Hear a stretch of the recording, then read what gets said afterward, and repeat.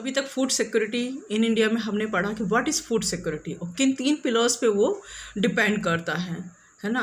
3A हम इसको बोल सकते हैं 3A, availability, accessibility and affordability. In 3A पे पूरा फूड सिक्योरिटी डिपेंड करता है। बट अब हमको ये देखना है कि फूड सिक्योरिटी इन इंडिया में व्हाट इज़ फूड सिक्योरिटी को समझने के बाद अब नेक्स्ट आता है वाई फूड सिक्योरिटी। जब हम ये बोल रहे हैं कि फूड सिक्योरिटी में हमने अवेलेबल करा दिया फूड का प्रोडक्शन है, उसको प्रोसेसिंग करा दिया, सब कुछ कर रहे हैं हम एसेस भी करा रहे हैं, मीन्स कि उनके पहुंच तक कर रहे हैं, हम उनके अफोर्डेबिलिटी भी बढ़ा रहे हैं, है ना, ये सब कर, तो फिर वाई फूड सिक्योरिटी की बात क्यों आती है? उसका एक कारण है कि जब नॉर्मल डेज होते हैं, इसमें चौथी चीज़ है स्टेबिलिटी, मीन्स कि जब सब कुछ नॉर्मल है, सब कुछ ठीक है, तो प्रॉब्लम नहीं होती है, तो फूड इजीली अवेलेबल हो जाता है, इजीली एक्सेस हो जाता है, इजीली अफोर्डेबल हो जाता है। बट समटाइम्स क्या होता है, क्लैमिटीज़ आ जाती हैं, जब जो लाइक नेचुरल जो डिज़ास्टर हो जाता है, तो दैट टाइम जो कंडीशन अराइज होती हैं, तो उस टाइम फूड सिक्योरिटी की बात उठती है। नॉर्मल कंडीशन में फूड इजीली सबको मिल जाएगा, बट जब कई बार कुछ ऐसी कंडीशंस अराइज होती हैं जब हमें फूड नहीं मिलता, तो वो कंडीशंस होती हैं। Food security is affected during calamities like droughts, flood etcetera.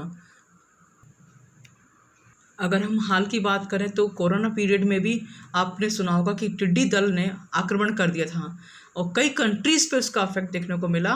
Pakistan पे जो उन्होंने करा, पाकिस्तान से होते हुए इंडिया पे भी उन्होंने हमला किया, तो बहुत मतलब संख्या में जो है टिड्डी दल यहाँ आया था इंडिया में और फसलों को नुकसान किया। तो ये भी एक बहुत बड़ी क्लैमिटी थी, तो इससे भी फसलों को नुकसान होता है, ये भी कहीं ना कहीं फूड सिक्योरिटी को डिस्टर्ब करता है। ड्राउट्स हो जाए, सूखा हो जाए, दैट टाइम भी फूड सिक्योरिटी की बात उठती है। बाढ़ आ जाए, अर्थक्वेक की कंडीशन में भी यही प्रॉब्लम आती है, साइक्लोन के टाइम भी यही वाली प्रॉब्लम उठती है, फसलों को भारी नुकसान होता है। So it creates shortage of food in the affected areas. माने ये जो क्लाइमेटीज जिन एरियाज़ में होती है, जहाँ पे ड्राउट्स होता है, जहाँ पे फ्लड आता है, जहाँ सुनामी होती है, जहाँ अर्थक्वेक होता है, तो उन एरियाज़ में क्या होता है कि फूड की शॉर्टेज हो जाती है।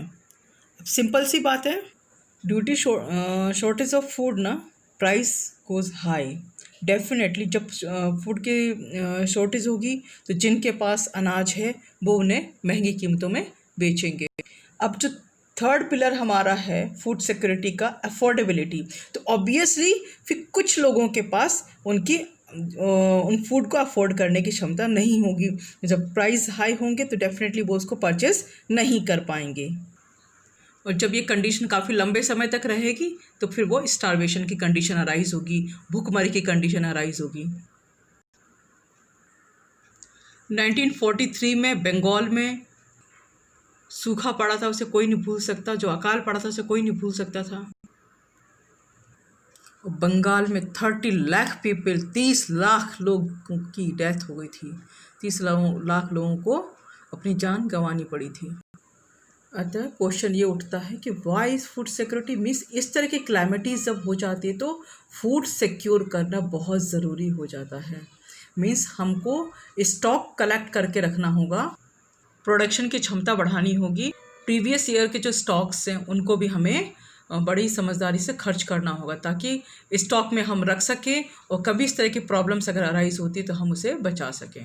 सो इंडिया में फूड सिक्योरिटी जो है वो कायम रहे और नेचुरल कैलेमिटी के टाइम भी हमारी फूड सिक्योरिटी की प्रॉब्लम्स, जो इनसिक्योरिटी की प्रॉब्लम ना अराइज हो, फूड सब के लिए एक्सेसिबल हो।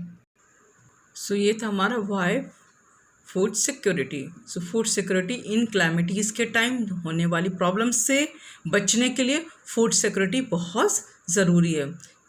नेक्स्ट वीडियो में हम पढ़ेंगे हु आर फूड इनसिक्योर।